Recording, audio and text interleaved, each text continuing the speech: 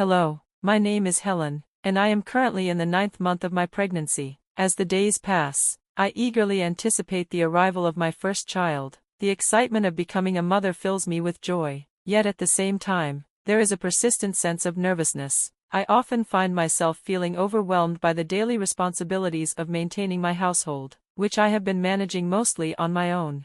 My husband, Samuel, has an office job that keeps him occupied throughout the week. Although he has weekends off, he usually spends that time at his parents' home, keeping a close relationship with them. Because of this, I am left alone to handle all the household chores and errands, which has become increasingly exhausting as my pregnancy advances.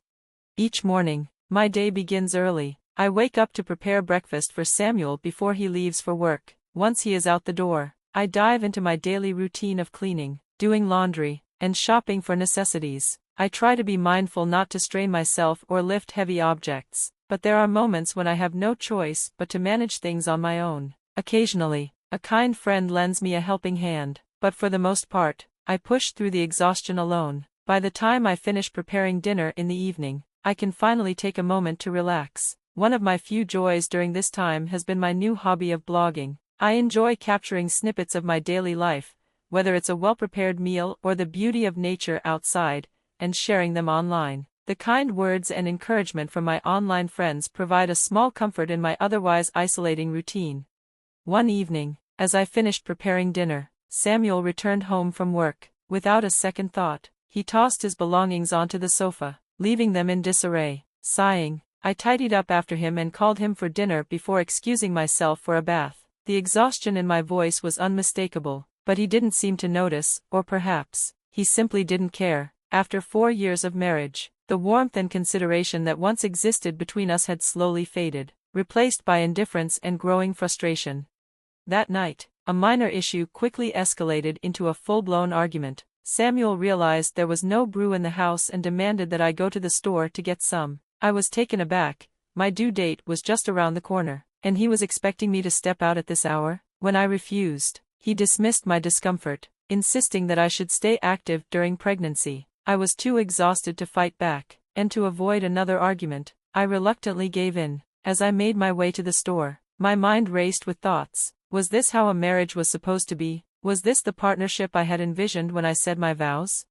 At the store, I ran into my neighbor, Amber. "Good evening, Helen. What brings you out so late?" she asked, her usual cheerful smile easing my stress slightly. "Samuel wanted brew, so here I am," I replied with a tired smile. She frowned. Why couldn't he come himself? Her words mirrored my own frustrations. We walked together for a while, chatting, before parting ways at the crossroads.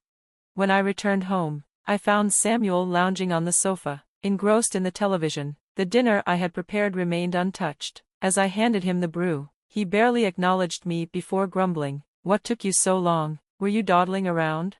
His words stung. I was exhausted, heavily pregnant, and yet, he showed no concern for my well-being. Holding back my frustration, I simply set about cleaning up. After finishing my own solitary dinner, I took a long bath and retreated to our bedroom, seeking the comfort of solitude. The next morning, Samuel acted as though nothing had happened. "Why do you look so grumpy this early in the morning? Don't take it out on me. I'm off to work now." Try to be a bit more considerate. Appreciation is important, you know, he said casually before leaving. His words left me speechless. Considerate? Appreciation? The irony was bitter. As I watched him walk out the door, I simply muttered, "Be careful, I won't be making dinner tonight." Later that day, I busied myself with my usual chores. Since Samuel had mentioned he wouldn't be home for dinner, I prepared a simple meal just for myself. However, to my surprise, he returned unexpectedly. "I'm back, thanks for your hard work," he said. Then, noticing the modest meal before me, he added, "You didn't even think I might come home? What is this supposed to be?" Confused, I replied, "I thought you weren't coming back for dinner. I just made something simple for myself." His expression darkened. "You seriously call this a meal? Do you even understand what it means to be a housewife? Don't waste the money I work for," he scolded. His words cut deep. I had spent the entire day handling household tasks, and yet, he belittled my efforts in a single sentence. "Maybe you should learn how to cook properly from my mom," he added, comparing me unfavorably to her once again. My heart sank. It wasn't just about the meal, it was the way he constantly undermined me, making me feel inadequate. His comparisons, his dismissive tone, his complete lack of empathy, it all built up over time, chipping away at whatever affection remained between us. "I can't eat this, go buy something else," he demanded, his voice sharp with irritation. I had already bathed and was settling in for the night. "Can't you get it yourself?" I countered, unable to hold back my frustration any longer. But he was already storming out the door. "I'm going to my parents' place," he snapped before leaving. Strangely, as the door slammed shut, I felt something unexpected: relief. The next morning, however, my moment of peace was shattered by a call from his mother. "How could you not prepare a proper meal for Samuel? This is nothing short of neglect," she accused. I tried to explain, but she wouldn't listen. Frustrated and exhausted, I simply apologized and ended the call. Later that day, I decided to put extra effort into dinner, hoping to smooth things over. I carefully selected ingredients, prepared Samuel's favorite dishes, and even bought his preferred brew. By evening, the table was set beautifully, as if for a special occasion. As I sat waiting for him, a flicker of hope lit within me. But he never came home. My calls went unanswered. Hours passed, and just as I was considering calling the police, the front door finally creaked open. Samuel stumbled in, visibly drunk. "I'm home," he slurred before collapsing in the hallway. Worried, I rushed to his side. "Are you okay? What happened?" He waved me off. "Too loud, go away," he snapped. Then, as he staggered toward the dining table, he glanced at me with a look of disdain. "Don't come near me with that ugly face," he muttered cruelly before collapsing onto the floor. His words hit me like a slap. How could he be so cruel, so unfeeling? Tears welled up in my eyes as I stared at the beautifully set table. All my efforts, meaningless. That night, I ate the meal alone, swallowed by loneliness and the painful realization that I was truly alone in this marriage.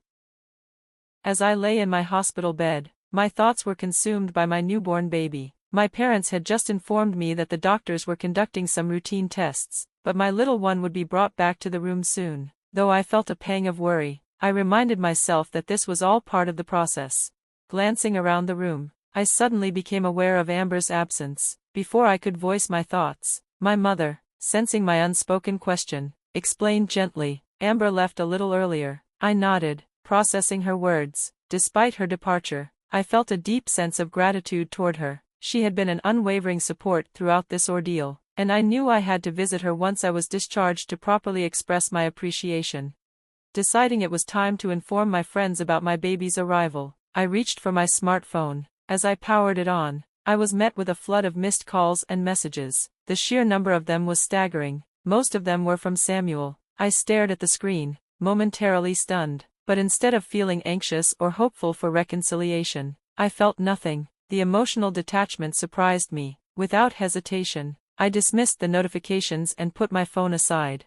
Before long, one of my close friends arrived at the hospital to congratulate me. She embraced me warmly, her joy genuine. As we sat together, I found myself opening up about the recent troubling events involving Samuel. I had kept much of it to myself, but now, in the safety of a friend's presence, I let it all out. She listened attentively, her expression shifting from concern to anger. Half jokingly, she remarked, "I swear, if I could, I'd teach him a lesson myself." But then, her face softened, and she gently reminded me, "Right now, your health and rest are the most important things. Don't let him take any more of your energy." Her words were comforting, and after a long, heartfelt conversation, she bid me farewell. As she left, I turned to my parents, who had now been fully briefed on everything, thanks to Amber. They exchanged a glance before my father finally asked, "What do you plan to do next?" Concern was evident in his voice. I took a deep breath, then confessed what had been weighing on my mind. "I think I want a divorce."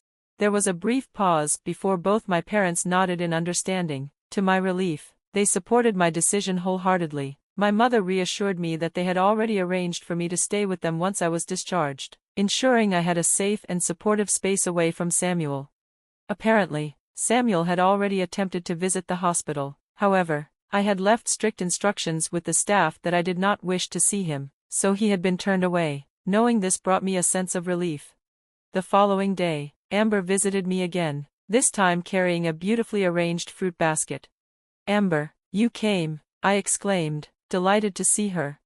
She smiled warmly. "Of course, how are you feeling? You're recovering well, but make sure not to push yourself too hard. Postpartum fatigue can be overwhelming."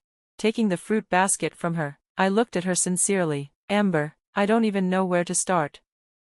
Thank you, I don't know what I would have done without you." She chuckled softly. "No need to thank me. What matters most is that you and the baby are safe and healthy. I just did what any friend would do." As we continued chatting, Amber mentioned that she had spoken to her husband about everything. The moment she brought this up, I noticed a flicker of something intense in her eyes, something I hadn't seen before.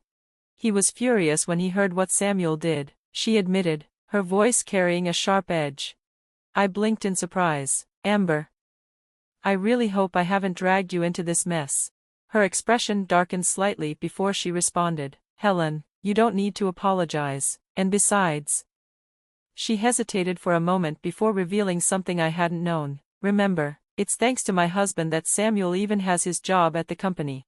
I stared at her, taken aback by the revelation. It suddenly clicked. Amber was the wife of the CEO at Samuel's workplace. When we first moved to this neighborhood, I had no idea about this connection. Over time, Amber and I had grown close through chance meetings at local stores and occasional tea gatherings, but she had never mentioned this before. She had once confided in me, "I don't want to cause any unnecessary trouble, so please don't tell your husband about this." I had respected her wishes, never bringing it up to Samuel, but now, it seemed she was no longer holding back. The thought that Samuel had unknowingly mistreated someone so closely connected to his job left me speechless. Just as I was processing this, another close friend arrived, looking both excited and concerned. She handed me her phone. "You need to see this." Curious, I glanced at the screen. A video had gone viral on social media, one that captured Samuel shouting at me and forcing me out of the car. The person who filmed it had blurred my face for privacy, but Samuel's identity was unmistakable. The post had garnered immense attention, and now, not only was Samuel facing public outrage, but his entire family was under scrutiny. "My husband is getting attacked online," Amber noted, shaking her head. "People are even questioning his role at the company now." My friend smirked slightly. "Well, he brought it on himself, didn't he?"